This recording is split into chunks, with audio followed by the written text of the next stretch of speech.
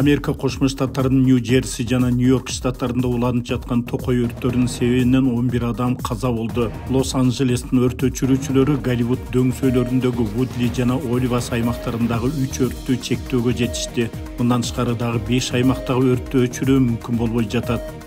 Өрттүн кесепетинен 10 миңден ашык курулуштары жабыркап же толугу менен кыйрады.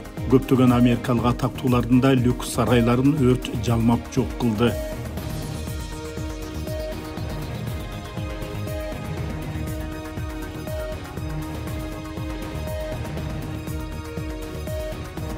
Алдын ала келтирилген зыян 150 миллиард долларга бааланууда.